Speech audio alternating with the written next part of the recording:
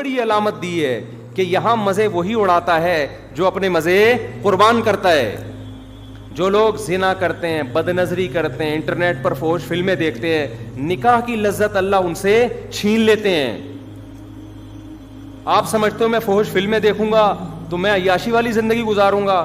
او بھائی, جو نئی فلمیں دیکھتے ہیں نا, وہ حلال میں اس سے زیادہ لذت اللہ ان کو عطا کر دیتا ہے جو آپ فحش فلمیں اور زنا کر کے اور لڑکیوں سے باتیں کر کے لذت حاصل کرنے کی کوشش کر رہے ہو.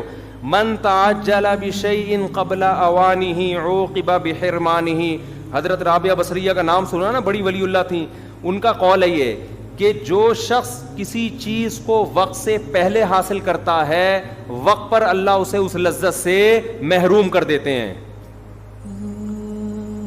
وقت پہ اللہ اسے لذت. میں اکثر یہاں ایک واقعہ بیان کرتا ہوں, تھوڑا حیا کے خلاف ہے, لیکن کچھ چیزیں ایسی ہوتی ہیں جو جب تک وہ واقعہ صحیح بیان نہ کرو تو وہ موٹیویشن نہیں ملتی. ہمارے ایک استاذ گاؤں میں, ہم گئے کسی گاؤں میں, ہمارے دورے ہوا کرتے تھے, 2 مہینے کے دورے صرف دورہ نحو. تو ہم گئے کسی گاؤں میں, تو ہمارے ساتھ ایک افغانی بھی, وہ یہیں پاکستان کے تھے وہ. تو ہمارے استاذ نا اس کے ساتھ 2 مہینے بعد اس کی گاڑی میں بیٹھ کے آ رہے ہیں نا, وہ ریوو تھی یا ویگو تھی واللہ عالم. اب کہہ رہے ہیں وہ 2 مہینے بعد جب گھر جا رہا ہے نا, تو گاڑی کی اسپیڈ ایسی تھی کہ ہمیں لگ رہا تھا کہیں پھوڑ دے گا, یہ ہمیں مار دے گا نا. کہہ رہے ہیں ہم بار بار بریک لگوا رہے ہیں, بھائی ذرا آرام سے چلا یار, بھائی ذرا آرام سے چلا. اور تجھے اتنی جلدی کیا ہے؟ وہ کہتا ہے مجھے بیوی یاد آ رہی ہے. میں 2 مہینے بیوی کے بغیر میں نے صبر کیا, مجھ سے صبر ایک دن بھی صبر نہیں ہو رہا.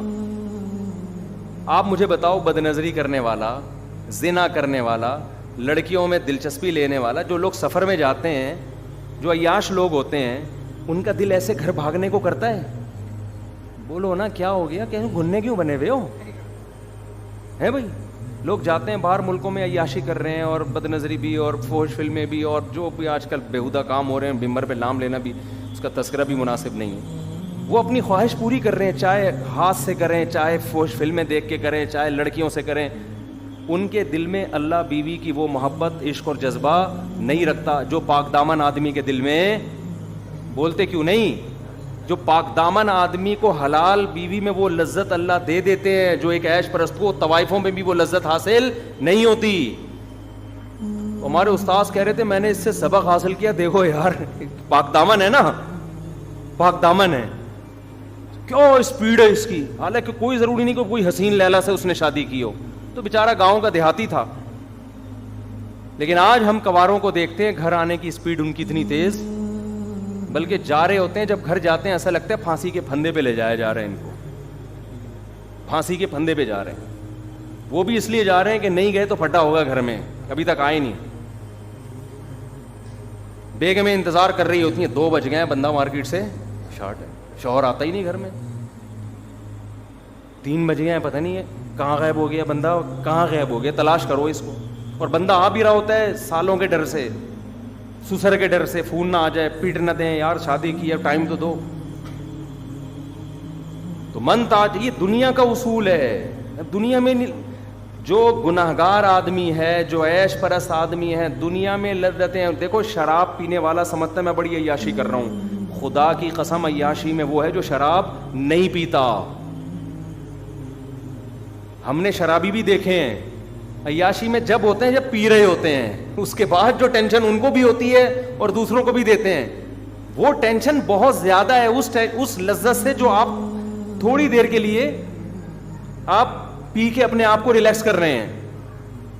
یہ تھوڑی دیر کی لذت ہے. میں نے کبھی کسی شرابی کو خوش نہیں دیکھا. ڈپریشن میں ہوتے ہیں, ان کو نہیں ملے پاگل ہو رہے ہوتے ہیں. جتنے نشے ہیں نا, نشے, چرسی ڈپریشن کا مریض ہوگا, ہیروئن تو بالکل ہی باولا ہوگا, شرابی ڈپریشن کا مریض, بات بات پہ ایکسائٹیڈ. مجھے پاس ایک دفعہ کینیڈا سے فون آیا, وہ کوئی وہاں کی یونین کونسل کے کوئی صدر تھے, اور وہ وہاں پہ نا گھریلو معاملات, مسلم تھے لیکن کینیڈین گورنمنٹ کی طرف سے کوئی جو مسلم فیملیز ہیں یا کوئی غیر مسلم فیملیز کے جو پھڈے مڈے ہوتے ہیں وہ نمٹانے کے لیے گورنمنٹ کی طرف سے تھے. وہاں وہ یہ بڑے اچھے قوانین ہیں, وہاں گورنمنٹ لیول پہ اس طرح کے کام ہو رہے ہیں کہ یار فیملی کو جوڑنے کے لیے جو بھی آپ کر سکتے ہو کرو. ہمارے یہاں گورنمنٹ لیول پہ الحمدللہ اس طرح کا کوئی کام نہیں ہے. یونین کونسل ہے مگر اس کو پتہ ہی نہیں ہوتا کس محلے میں کیا ہو رہا ہے. اور نہ ہی پتا ہو اچھا ہے, پتا ہوگا تو اور تھوڑا سا خطرناک ہو جائے گا, اللہ خیر کرے. تو بلکہ ہمارے ہاں عدالتیں ماشاءاللہ جوڑ کے بجائے طبیعت سے توڑ پیدا کر رہی ہیں. عدالت چلے گئے نا تو اب طلاق نہیں بھی دینی ہوتی تو پھر کیا ہوتی ہے, کیونکہ وکیل اس کو پہلے سے عورت کو بتاتا ہے یہ الزام اپنے شوہر پہ لگا دے. وہ مارتا پیٹتا ہے, وہ فوش مووی دیکھتا ہے, یا وہ گندا آدمی ہے, یا جب مرد پڑتا ہے وہ اور تیش میں آ جاتا ہے, بولتا ہے اب تو میں وہ اور زیادہ. اور اسی طرح مرد بھی یہی کر رہا ہوتا ہے جا کے. تو ان کے مجھے فون آیا, انہوں نے کہا یار یہاں مسلم مفتی صاحب خواتین کے حقوق پر اللہ کا واسطہ بیان کریں آپ, عورتیں بڑی مظلوم ہیں, آپ کے بیان دنیا سنتی ہے. میں نے کہا کیسے مظلوم ہے بھائی, میں تو ہم جیسے نالائقوں کے حالات ہم دیکھ رہے ہوتے ہیں, صحیح ہے نا. میں نہیں کہہ رہا کہ میں مظلوم ہوں, میں کہہ بھی نہیں سکتا, میں کہہ بھی نہیں سکتا, میں اتنا میرے اندر تپڑ نہیں ہے, ٹھیک ہے نا, ہمارے اندر اتنا دم نہیں ہے. یہ بڑا جگر والے لوگوں کا کام ہے ایسی باتیں کرنا. تو انہوں نے کہا کہ بھائی عورتیں بڑی مظلوم ہیں, میرے پاس جو کیسز آتے ہیں. میں نے کہا کیسے مظلوم ہیں, یہاں کینیڈا میں تو خواتین کے بہت زیادہ حقوق ہیں, یہاں تو مرد کو وہ جب چاہیں گچی مروڑ دیں اس کی, قانون اتنا سخت ہے, اور آپ کہہ رہے ہیں خواتین بہت مظلوم ہیں, آپ ان کے حق میں بیان کریں, مرد ظلم نہ کریں. تو کہنے لگے آپ کو نہیں پتا یہاں مرد بہت سارے نہیں ہوں گے, کوئی کینیڈا میں لوگ بیان سن رہے ہوتے ہیں تو کہتے ہیں یار کوئی نہیں کوٹتا پیٹتا یہاں, تو آپ پتہ نہیں کیسی باتیں کر رہے ہیں. دیکھو جو لوگ اس طرح ثالثی کا کام کر رہے ہوتے ہیں نا, ان کے پاس اس طرح کے کیس آتے ہیں. ضروری نہیں کہ ہر گلی محلے میں ایسے ہو رہے ہوں. نارملی اب جیسے میں بتاؤں آج میرے پاس طلاق کے 5 کیس آئے, کل 3 کیس آئے, تو آپ کہیں گے یار ہماری گلی میں تو کسی کو طلاق نہیں ہوئی, تو اب وہ تو جو ہوئی ہوگی تو ہمارے پاس آ گیا نا وہ. تو اس لیے ضروری نہیں کہ پورے کینیڈا میں یہ ہر گلی محلے میں ہو رہا ہو, لیکن جو آدمی ثالثی کا کام کر رہا ہوتا ہے اس کے پاس تو جو کیس آتے ہیں تو اس میں وہ کہہ رہے ہیں میجورٹی ایسی ہے جس میں عورتیں مظلوم ہوتی ہیں. ان کے رائے کے مطابق وہ ظلم کیا ہوتا ہے کہ مرد بے تحاشا مارتے ہیں. کہہ رہے ہیں ایسے ایسے کیس آتے ہیں, عورتوں کو اتنا مارا ہوا ہے, خون خرابہ کیا ہوا ہے, تو سمجھاؤ آپ. میں نے کہا یار میری عقل نہیں مان رہی کہ اتنا مضبوط لا ہے, اتنا مضبوط قانون ہے, اور مرد اٹھ کے اتنے لا میں آج کیسے خون خرابہ کر سکتا ہے آدمی.